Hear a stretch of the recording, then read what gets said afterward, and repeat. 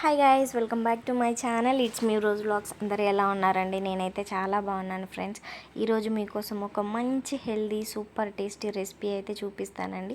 ఎప్పుడు ఒకేలాగా చేసే వాళ్ళకి తినే వాళ్ళకి బోర్ కొడుతుంది. అలా కాకుండా కొత్తగా ట్రై చేద్దాం ఈరోజు ఒక ఆకు రెసిపీతో. సో పాలకూర అండి. పాలకూరతోని రెగ్యులర్గా చేసే ఫ్రై లాంటిది కాకుండా ఇలా ఒకసారి ఈ చట్నీ అయితే ట్రై చేయండి. అద్దిరిపోతుంది టేస్ట్. మళ్ళీ మళ్ళీ అడిగి తింటారు మీ ఇంట్లో వాళ్ళు, అంత బాగుంటుంది. ఇక్కడ నేను ఒక 5 కట్టల పాలకూర అయితే తీసుకున్నానండి. మెయిన్గా ఆకుకూరలు ఎప్పుడైనా సరే తినడం ఎంత ఇంపార్టెంటో క్లీనింగ్ ప్రాసెస్ కూడా అంతే ఇంపార్టెంట్ అండి. ఆకుకూరలు ఎప్పుడైనా మనం కట్ చేసి వాటర్లో వాష్ చేస్తాం కదా, దానివల్ల ఏంటంటే అందులో ఉన్న గ్రీన్ కలర్ పోతూ ఉంటుంది. చాలాసార్లు గమనించి ఉంటాం.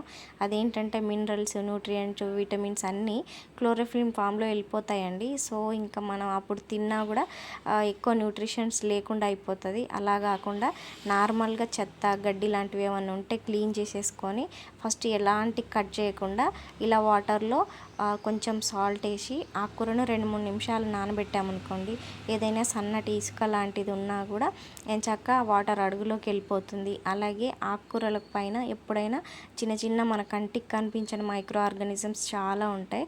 వాటిని సాల్ట్ కానీ పసుపు కానీ వేసి క్లీన్ చేయడం వల్ల చాలా నీట్గా అయిపోతుంది.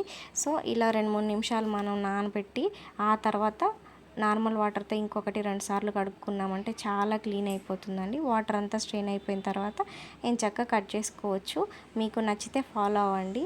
ఇప్పుడు మనం ఒక చిన్న బేస్ కోసం అయితే ఒక 1/2 స్పూన్ పల్లీలు అయితే తీసుకున్నానండి. ఇవన్నీ డ్రై రోస్టే చేసుకోవాలి.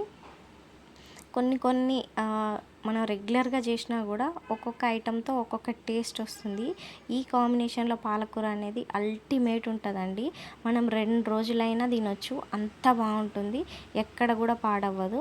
సో ఇందులోకి పల్లీలతో పాటు ఒక 1/2 స్పూన్ శనగపప్పు, కొంచెం మినప్పప్పు, 1/2 స్పూన్ ధనియాలు, అలాగే కాస్త జీలకర్ర వేసుకొని లో ఫ్లేమ్లో కలర్ చేంజ్ అయిపోవాలి, మంచి అరోమా రావాలి, అప్పటి వరకు ఫ్రై చేసుకోవాలండి.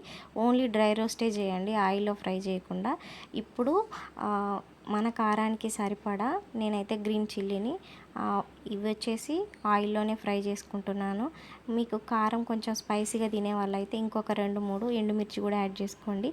మంచి చిల్లీ ఫ్లేవర్ కూడా యాడ్ అవుతుంది చట్నీకి. సో ఇప్పుడు ఇవి అన్నీ చల్లారిపోవాలండి మంచిగా.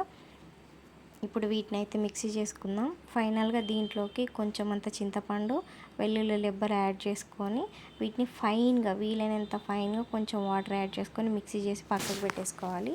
ఇప్పుడు అదే ఆయిల్లోకి కొంచెం జీలకర్ర, కరివేపాకు, ఎండుమిర్చి యాడ్ చేసుకొని ఆనియన్స్ మీ ఇష్టం అండి. మీకు నచ్చితే కొంచెం ఎక్కువగానే వేసుకోండి. తినేటప్పుడు చాలా చాలా బాగుంటాయి ఈ చట్నీతో పాటు.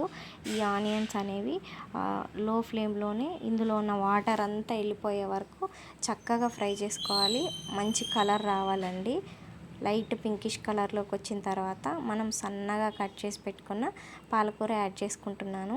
మీరు పాలకూరను కూడా మిక్సీకి వేస్తాం అనుకుంటే మీరు కట్ చేయకుండా ఫ్రై చేసుకోవచ్చు డైరెక్ట్. బట్ నేనైతే మిక్సీకి ఏం వేయనండి. ఇంత సన్నగా కట్ చేసి ఫ్రై చేస్తే ఈవెన్గా ఫ్రై అయిపోతుంది. అలాగే చట్నీలో మనకి అక్కడక్కడ కనిపిస్తూ ఉంటుంది, తినేటప్పుడు చూడడానికి కూడా చాలా బాగుంటుంది. సో అందుకని నేనైతే ఇలాగే ఫ్రై చేసేస్తున్నాను.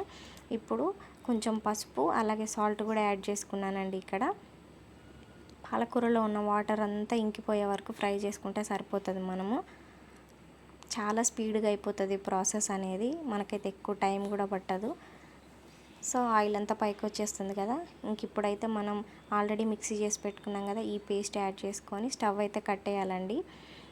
ఇప్పుడు స్టవ్ కట్టేసిన తర్వాత చట్నీని అంతా 1 నిమిషం పాటు పాలకూరలో మంచిగా ఈవెన్గా కలిసిపోయేలాగా నీట్గా మిక్స్ చేసుకోవాలి.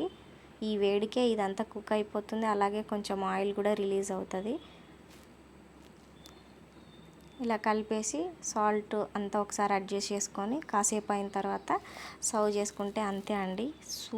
సూపర్ టేస్టీ చట్నీ రెడీ అయిపోతుంది మనకి. పిల్లలకి పెట్టండి. ఇది ఆకుకూర అని చెప్పినా నమ్మరు, టేస్ట్ అంత బాగుంటుంది. వాళ్ళు తీసి పక్కకు పెట్టడానికి కూడా రాదు, అన్నంలో ఈవెన్గా కలిసిపోతుంది. పిల్లలకైతే రక్తాన్ని పెంచుతుంది, కంటి చూపు మెరుగు చేస్తుంది, ఇంకా కాల్షియం రిచ్ కూడా కదా. సో ఇలా వీక్లీ ఏదో ఒక ఆకుకూర తింటాం కదా, అది రెగ్యులర్ కర్రీస్ కాకుండా ఇలా కొత్తగా ట్రై చేసి పెట్టండి. మెచ్చుకొని తింటారు, అంత అద్భుతంగా ఉంటుంది. సో మీకు ఎలా అనిపించిందో ఈ వీడియో అయితే నాకు కామెంట్ సెక్షన్లో కామెంట్ చేయండి friends. Thank you for watching and see in the next video. మీరైతే తప్పకుండా ట్రై చేసి ఎలా వచ్చిందో మాత్రం చెప్పడం మర్చిపోవద్దు. Bye bye. Thank you so much.